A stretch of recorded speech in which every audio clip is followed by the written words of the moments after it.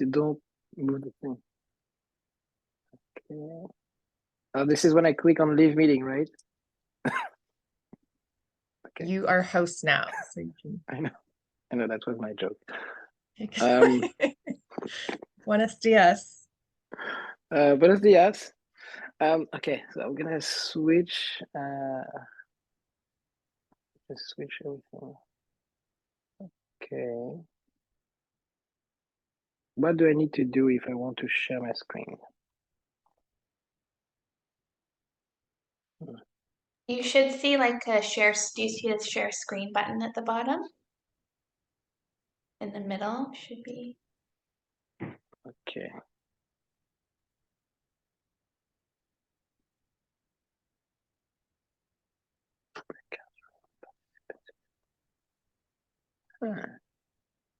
Oh yeah, that's just the big one just in front of me. Okay.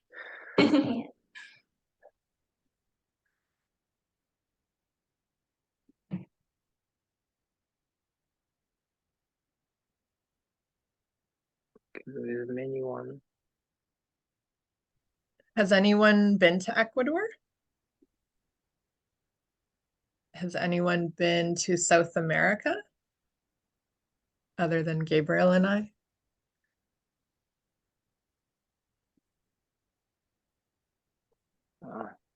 I was in Ecuador in 2009, and I remember one thing that jumped out at me while I was there was that it was the time of internet cafes. So I did not have a computer in my pocket that could connect to Wi-Fi and give me internet. So I was in a lot of different internet cafes in South America, but one of the ones I went to in Ecuador, a young woman behind the counter was breastfeeding, and she took my money, and I got to use the internet. But I just thought it was so fantastic that she's a woman working. She was like breastfeeding while working, breastfeeding in public, and that was like completely acceptable. And so I was like, oh, like this is kind of nice that in Ecuador it feels progressive as far as like women's rights, because there's so many countries in the world that one, a woman might not be able to work, and number two, a woman definitely would not be allowed to breastfeed in public, especially while at work. So I remember that stuck out as something positive about Ecuador. Okay, thank you, Gabriel. I'll let Can you take see it away. everything? Is it clear? Yes. Yeah. Okay, perfect. So yeah, I went to Ecuador in April 10th to April 24th. I choose Ecuador because I just wanted to do some volunteering. I always wanted to do some volunteering just after university. I was ready to go into a war zone to go like somewhere, but my parents were like, "Yeah, maybe relax a little bit and try to have a little bit more of experience. That way, you're gonna accumulate more skills. Then you can use these skills to do better good, in the future." I was like, "Oh, okay, it makes sense." So, and then life happened. We all know that. So you start working, you're doing this, you make friends and everything, and you just postpone. I think 2023 was just a turning point for me because after 3 years and a half to do all the process to be certified physio in Canada, having the permanent residency and all of that. So then it's like, okay, I need a new challenge. And that new challenge was like, okay, let's do some volunteering. Where am I going to go? So I look at many websites. Unfortunately for physio, there is not a lot of like example if we want to work with Doctors Without Border. There is not really something for physio. So I look at different websites, and there was one that was sticking out was IVHQ. So it's like International Volunteering Headquarters. And it's quite easy because you just need to kind of like choose what you like. If you would like to work in nature, if you like to work with kids, this and this and this, and you select, and then they're going to offer you multiple missions that's going to be related to what you are looking for. So I was having few missions, and then you apply, and after that they're just going to select you or not. And I honestly applied for Ecuador because this one was a sport health mission, if you can say, healthcare. and in 2 days I was approved. And it was even too fast. I was not ready, so I have to postpone my date and trip and all of that. But it was really good. So I'm gonna start explaining where I was. So I was on the coast of, of course, I was on the coast of Ecuador. So I was on the west. It was in Santa Elena. I don't know if you can see everything. Okay. So it's on the coast region of Ecuador. The city was Balinita, but the region is Santa Elena. And I was sleeping in a volunteer house with some older volunteers who would just come to this. So IVHQ will put you in contact with a local organization that will provide that house. And I was with some people from Zimbabwe, from India, from England, from US, and they will do all the different volunteering. I was the only one in my section of like sports healthcare, but we will just have, so when you have to pay for everything, this is something that maybe people don't realize. When you do volunteering, it's not just like coming and having free amenities. No, you have to pay for everything because all the money is also going to be reused for like the community. But when I was paying, so I was sleeping in bunk bed like that. I was having dinner and breakfast. So you need to figure out your lunch, but most of the time you can buy to the grocery store some stuff and just cook something. And depend on the schedule, depend on what you're going to do. Some of the volunteers were finishing at 2 p.m. So then they will just come home and eat.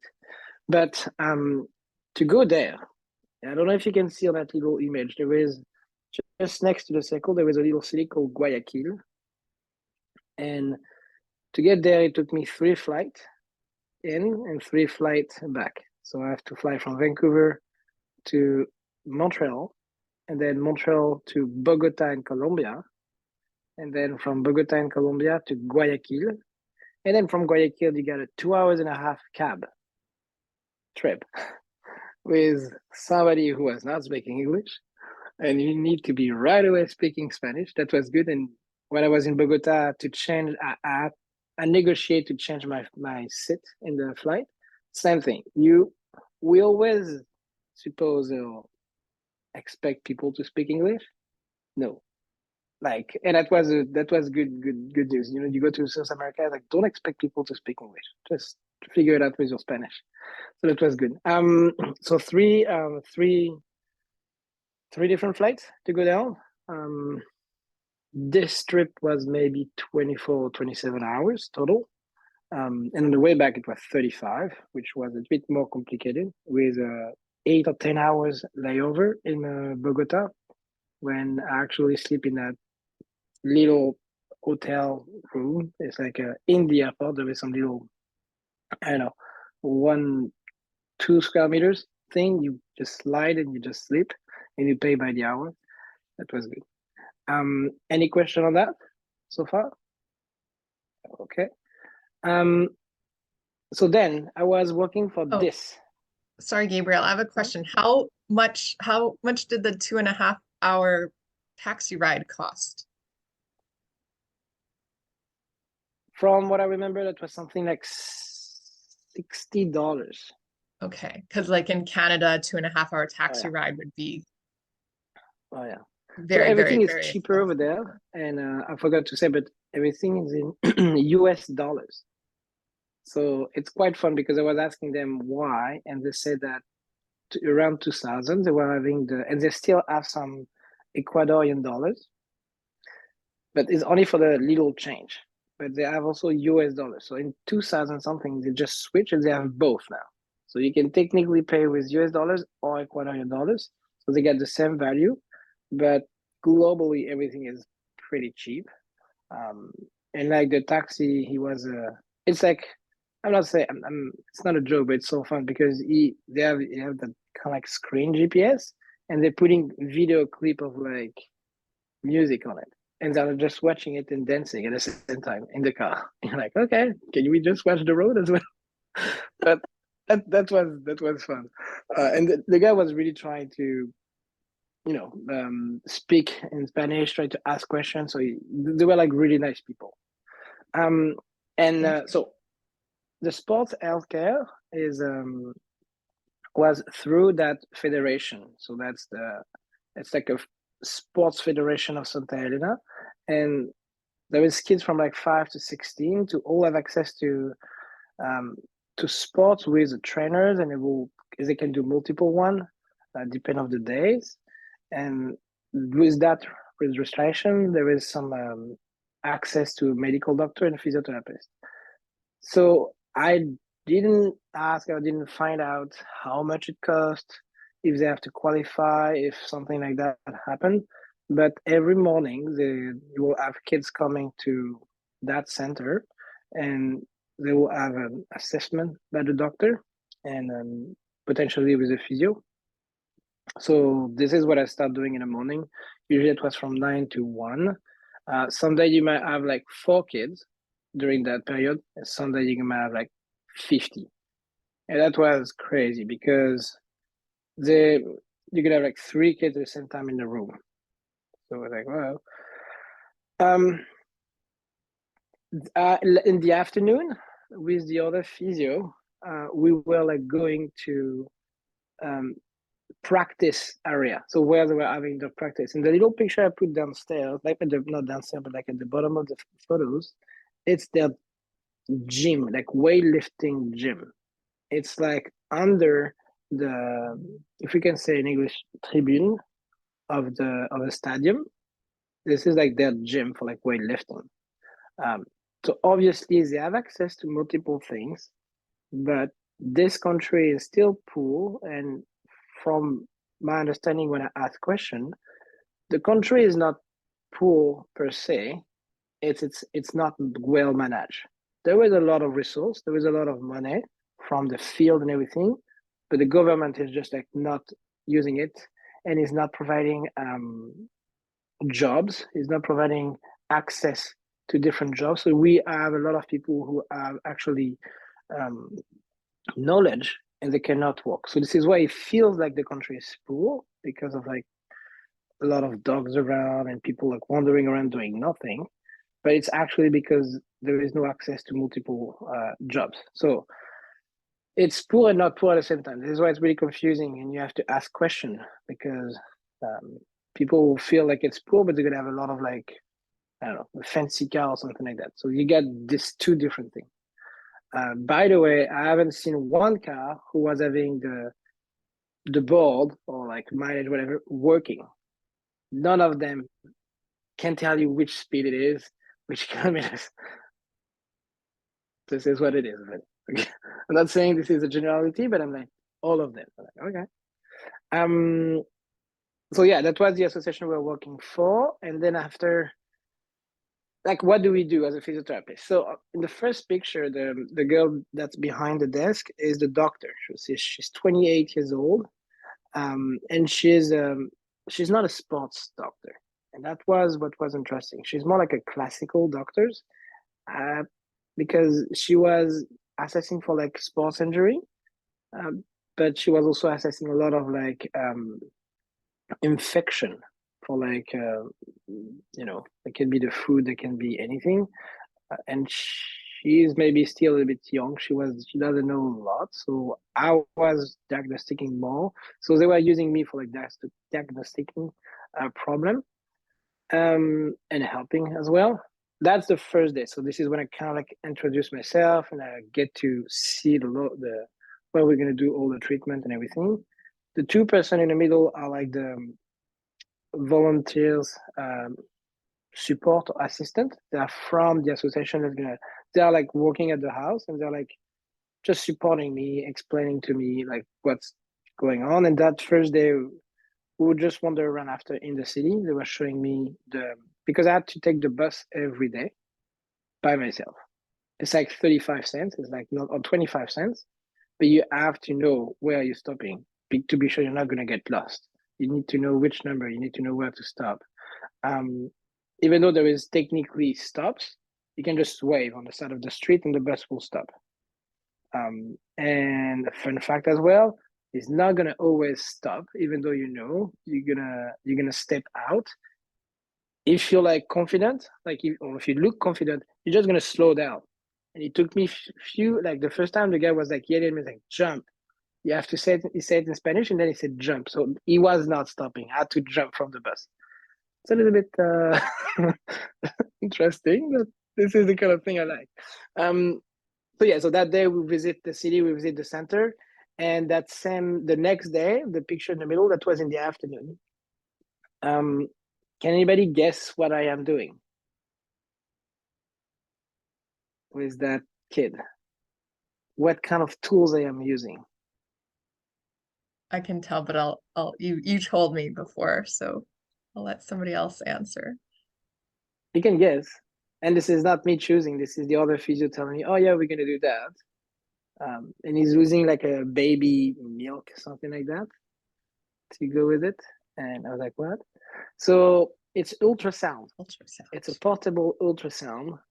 I will let you know a little bit more after what was the good and disappointment, if we can say, in that experience. But it was crazy hot that day. I mean, it's always hot. You have to figure that. You have to understand that it was something like 30 degrees and 95% humidity. And at that moment, there was a lot of mosquitoes. And of course, I don't have repellent that day. So I was having maybe 50 bites just from that 2 hours in that practice. It was not fun. So after that, I was always having a pants and a jacket in my backpack just in case I wanted, to don't have any other bite. The picture after, it says it was a lucha. So lucha is like the wrestling practice, and the kid was having, kind of like a sprained thumb, something like that. So we tried to put some tape. Again, they don't have a lot of equipment, so that was me buying some stuff at the pharmacy and trying to do some things. They're doing lucha, so they're doing wrestling in a super hot environment. So they're like full of water. They're like sweating everywhere. So like that tape, maybe she kept it for like 5 minutes. I spent more than 5 minutes to do the tape, and he kept it for 5 minutes because it was all sweaty, and I didn't have enough equipment to make it something like really, I don't know, sturdy or like solid. But I got all the picture to share. Like that way, you're gonna understand it a bit more. So another one. That's when I was more at the center doing some assessment. I had to have a scrub because they were asking for, even though the doctor was having one, but not the other physio. Like the other physio was just coming in shorts and t-shirt. So that's the kind of like thing that I will. I mean, as a physio, I think it's good to have a scrub like that because it looks professional. But sometimes it can be something to clarify with the association, because I brought my stethoscope because they told me to bring my stethoscope. I never used it. I brought gloves. They were having a lot of gloves. I brought many things that I didn't have to bring. The scrubs, I was using it. It's good because you can make a difference between when you're at work and when you're like more in the volunteering field. But the guy on the left is actually a British guy that I met over there. He was volunteering for volunteers from England, and he got injured as they were doing a program. He got an old injury, and because he was doing volunteering, he got access to that. So I just did a tape on the shoulder, and the person on the table that I'm checking her leg said that she had sciatica problem from herniated disc for more than 5 years. Like, what?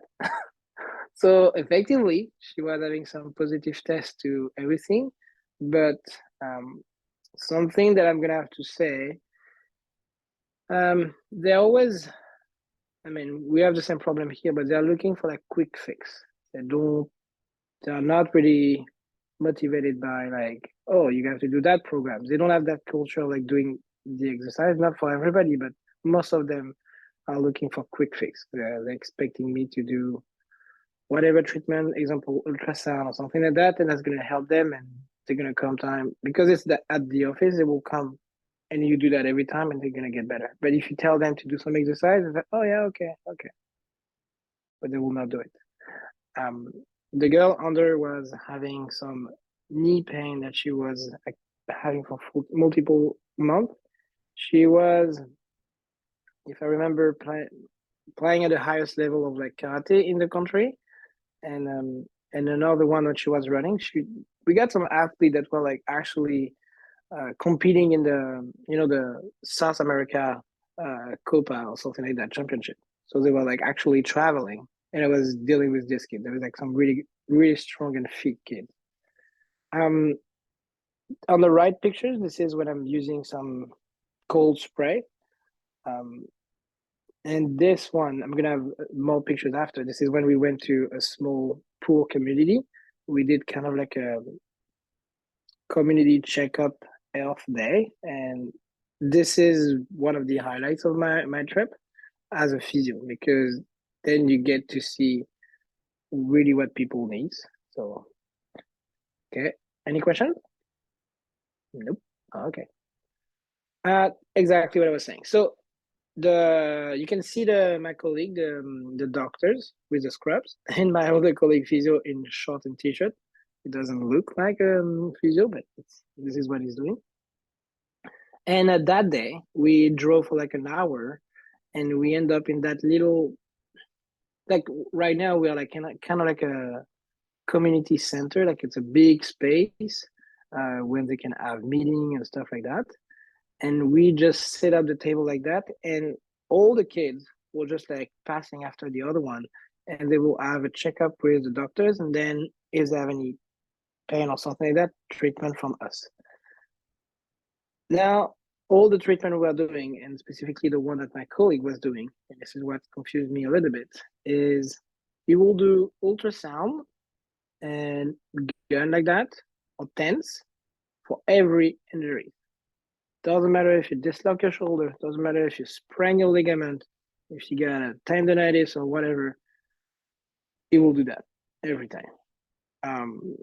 And I was asking questions like why he was doing that. I don't know. I think he didn't want to answer because he was understanding a little bit of English, and he was like, "Yeah, no, because it's helping. They feel better with it." Like, okay. So they were not providing any exercise. That like he never gave any exercise to anybody. So that was interesting. That day, we have seen a lot of infection, a lot of so the doctor have to give a lot of supplement and medication for that. I've seen situation of like kids with that they was having one eye totally dropping from eyes infection, and most of the kids were like barefoot everywhere. It was shocking, but that was what I was looking for. You can see actually people with need, because I got another slide after asking you a question, and you will understand why it can be a little bit disappointing. But this is unfortunately in that situation what can happen, and I'm going to explain to you a little bit more why. But I really like that day. It was crazy hot, but we were able to make a difference and help people. So that's what's important for me. So what do you think is the main injuries in, I would say, a sports healthcare, kids from 5 to 16, doing a lot of sports, and if we can say a poor community? Anybody got any idea?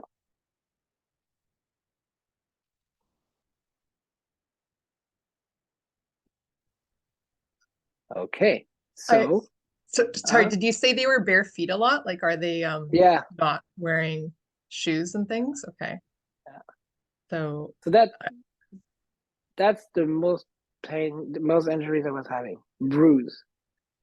Because of that system of having access to, if I can say, the service of physio or doctors, some of them were like, for me, a little bit useless. Like they were coming and like they're teenagers. So you have to ask them many questions in Spanish, like what's going on? Oh, I got a little bit of pain on my knee. Okay, when? Oh, I don't know.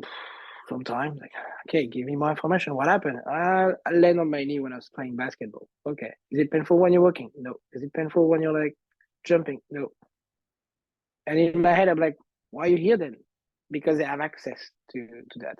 And so my colleague, example, would have put ultrasound and TENS, which I think was just like, we're gonna put some whatever is gonna feel better, like ice or like heat or like whatever. But that a lot of bruise like that, and a lot of muscle tension because they don't drink enough and they sweat a lot. They don't have enough electrolytes and all of that, obviously. And they're just, if I can say, the trainers are a little bit, and this is me judging, but they're a little bit the old way. They're like not gonna have a proper warm up and stuff like that, and they're gonna push them. So they're gonna be really good athletes, but I think they are not at their best potential because if they were having the recovery time after, or like even the warm up, that'd be better. So a lot of them were accumulating muscle tension. Also, I didn't talk about the food. The food is not really rich in protein, and there is a lot of carbs. So maybe they can do something as well. We got obviously some tendinopathy because of like repetitive movement without maybe enough water, electrolyte, or like good nutrition. And we got some classic sprain for like every sport, right? You're playing soccer, you're playing basketball, you just sprain your ankle, something like that, or even the thumbs, like I was showing earlier. And we got 2 dislocation of shoulder, but they are teenagers, they are kids, so they're like, okay, can I play next week? No, you cannot lift your arm. You're not going to play basketball next week. But they were like 2. One was like, it was a little bit bad. He was not able to leave his shoulder, and the other one was like, oh, it's always moving in and out, but it's okay. I managed that for many years already.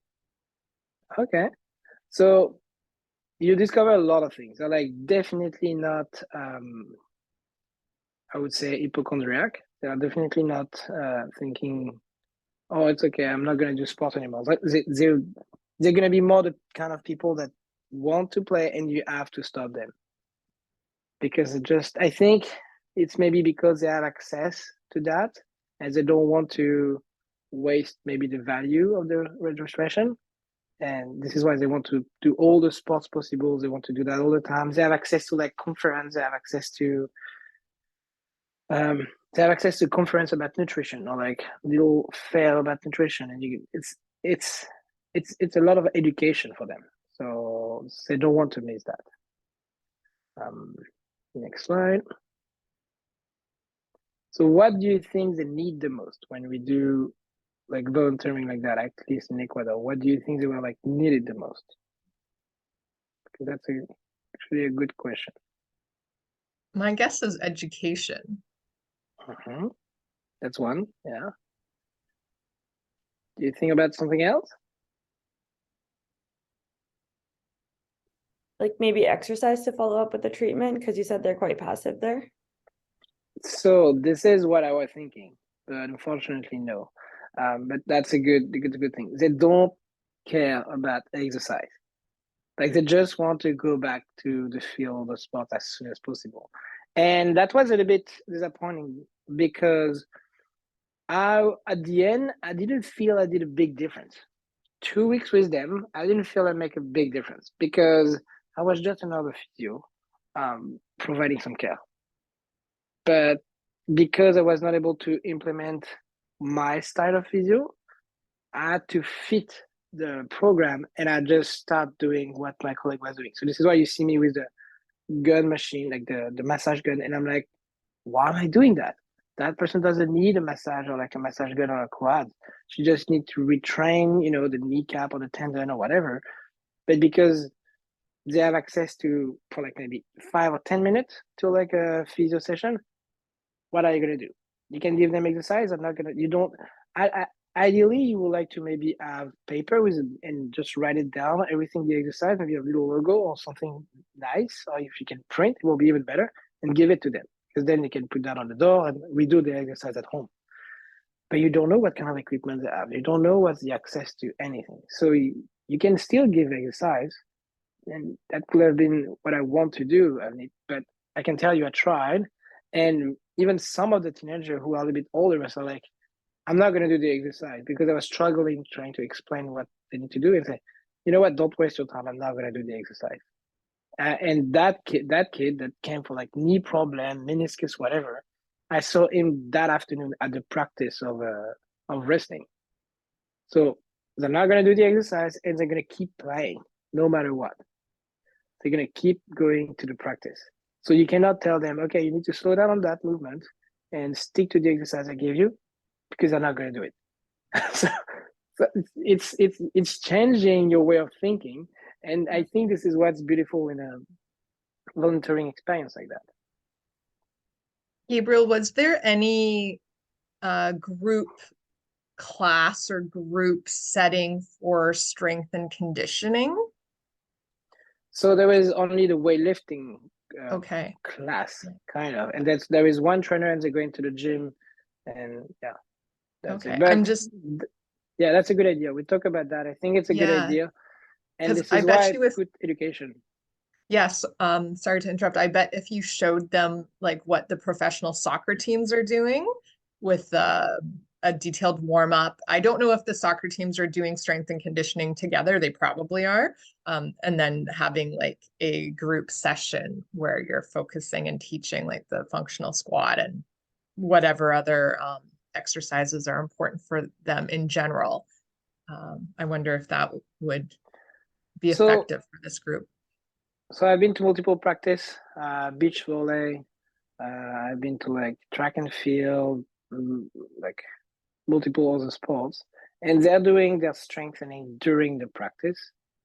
They don't do on the side, and this is, for me, it reminds me when I was in France. It's not the North American style of like level, or we're gonna have practice Tuesday and Thursday, but Wednesday and Friday we're going to the gym as a team. They don't have that. It's more like there is practice almost every day, or Tuesday and Thursday it's soccer, but then the other days they're gonna do boxing. So they're like, because you can pick and choose kind of like what you want to do.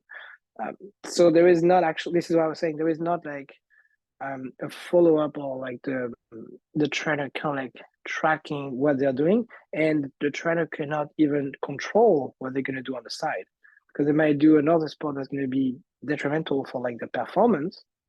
But then what are you gonna say to the kid? Don't do that. It based on like, if the kid is really good in like, let's say, wrestling, you can maybe convince them that you should be more focused on that, because you get a shot to compete in the whatever South American or like North American level, and then they might do a little bit more of that, and only few kids who do that. And so the most important thing, we are like access to that, obviously, to access to like medical support, to medication. They had a donation from a doctor who sent like, I don't know, 5 big box of like medication, because she's like, the doctor, she's handing like a lot of medication to the people, because they're not paying. When it's via the center or like through the center, they're not paying. If we don't have a medication and the doctor is writing a doctor's note to go to the pharmacy, like, I think, because I got a doctor's note, I will not have to pay for like a medication that I wanted to have for them. I still had to pay something like $50 US dollars upfront. And I was like, oh, okay. We're thinking with the doctor's note that you don't have to pay, but you have to pay. When they go through the system, the federation, they don't pay. So this is why also it's beneficial for everybody to have access to that. The rehabilitation tools, they were asking me, what are you using? Do you have any tents and everything? Like, and then they just rely on that. Like the other physio was doing ultrasound and tents for everybody, and he was just quickly cleaning the electrode and put it again. It's their way of doing it. And the education, I thought about it and we talk about it, Cam, but this is, I mean, so first when I came, I didn't know what to expect. I was like, I'm going to use my skill. I got my brain, I got my hands. I can do a lot of things. But now that I know, next time I will come even maybe with some little presentation, PowerPoint, or like even program, like, you can be like a warm-up program that from soccer team, like you were saying, Kim, and then maybe you can try to lead a warm-up. You can try to lead something, and then maybe you can try to provide education like that. I didn't think about that. So education will be a big thing, and doesn't matter if your Spanish is not good, because you can always do it in English and you're going to show the movement and somebody can translate that. So that's one thing. Gabriel, did any of That's the what. children speak English or have like There is, few words? no, there was only No. maybe one or two were like speaking few words, but that's it. That's one of the eye spray that I pay for, and I pay $30 for that. When here it's easy. Be part of the team. First time in my life I'm buying soccer jersey. I had to put a tape because I don't know if you know, but I broke my knee in many whatever pieces. I bent my knee and everything, and I don't have an ACL anymore. And playing on that turf, even though I'm pretty stable doing like trail running and all of that, I felt it a little bit. So I was like, okay, I'm just gonna try to do a tape, and just with the tape, it was feeling better. Also, I'm a little bit competitive when I'm playing sports as a team. And we were playing, so all of these guys are British. They are from England. They were doing volunteering as well. So like between 18 and 25. And there was a coach in the middle, and we were playing a young team, like young athlete. They were like between 16 and 18. And I don't like to lose. So I was like, if I'm playing, I'm not playing to lose. So I told all the British guy, and I'm like 34, and they're like all 18, and and I beat them. So nobody passed me. I was in defense. This is what I wanted to do. So this is why I needed to put a tape on my knee, because that's important. No, it was 9 a.m. and it was already 35 degrees. It was hell, but it was good. And this is what I want to say: be part of the team. I think when we do volunteering, this is the best thing to do. It's like you're really trying to go out there and like meet people and like do things. And I got many other photos and videos that I could share, but like trying new stuff. I don't know if you try coconut, like on the next picture, like coconut like that, just on the side of the road when they cut the coconut and you just have a straw in it. I never tried that before, and this is just awesome. This is simple thing, and it's just like awesome. And then I don't know. This is what I was trying to do during that trip. Really enjoying and not questioning myself too much. Like, oh, should I do that? No, I'm just gonna do it. But yeah, that was really good. And that's the main thing that you need to do, I would say. It's get out of your comfort zone and have fun, because that's my mistake. And I would like you to don't do the same mistake. I booked 2 weeks volunteering, and I didn't plan any day off at the end. So like I finished my thing on Friday, and on Saturday morning I was taking the cab and the flight, and I was coming back. So I had no time off during the volunteering, and this is sad because these guys were like the guy from the house, the volunteers.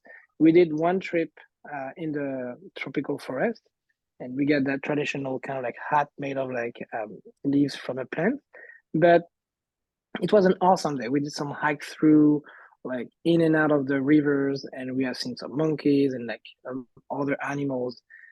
But then you want to do more. And also, like, I didn't go to the Galapagos because it takes, I don't know, 16 hours trip to go over there. But I was super close. I traveled all the way down, and I was like super close to Galapagos, and I was not able to go. So my advice is like, honestly, if you plan like me, maybe take 3 weeks and then take 5 or 6 days after to actually explore. And why it's important to do that, because during that 2 weeks, you're going to talk to the locals. You're going to talk to the people, all the volunteers who told you, oh, I've been there. That was really good. You should try that. Oh, I've been there. And then you make your plan. And I would say don't try to plan before, because you don't know where you're going to go. One of the girl on the left, she actually went on a 1 week with another volunteer assistant around Quito in the mountain. And the girl was like, oh yeah, I wanted to do that for many weeks, so I can do it with you. So then she got to have her own guide, kind of, to do all the trip. So you never know. This is why I think the best is to don't prepare too much, but being open and get out of your comfort zone. Do you have any questions?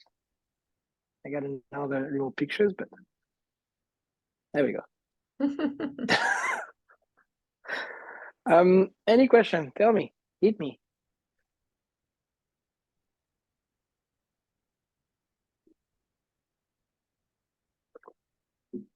Oh, Okay. was that bad? Okay. I got to ask you lots of my questions the Yes. other day. Muchas gracias, Gabriel, for sharing about your experience, and perhaps you've inspired or given other people some ideas as to what they might do in the future, or how they might contribute, or if they also do a volunteer experience. You gave a lot of good tips. Thank you. I'll stop recording now.